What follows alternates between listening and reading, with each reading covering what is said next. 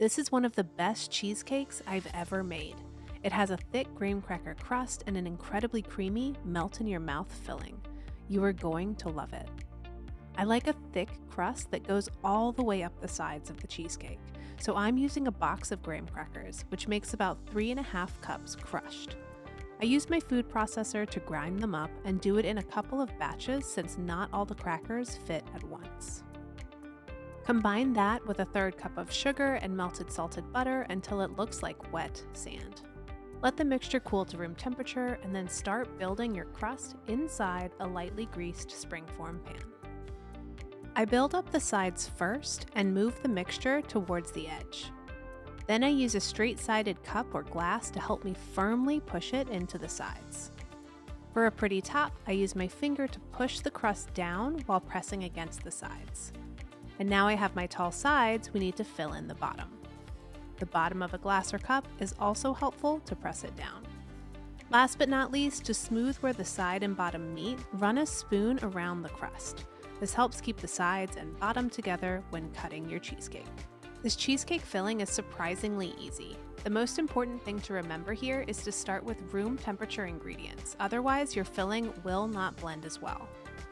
Add 32 ounces of full-fat cream cheese to a stand mixer with 1 cup of sugar, 1.5 teaspoons of vanilla, and 1 teaspoon of lemon juice. Mix on medium speed for 2 minutes, pausing halfway through to scrape down the sides and bottom of the bowl.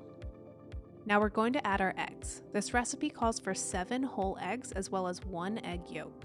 With the mixer on low speed, add the eggs one at a time, waiting a few seconds so each egg is mixed into the filling. You should be able to add all of your eggs within a minute. Scrape the bowl again and then mix for another 20 seconds. We don't want to mix too long at this point because that would add too much air to the filling. I like to use a water bath and view it as a little extra insurance for perfectly baked cheesecake.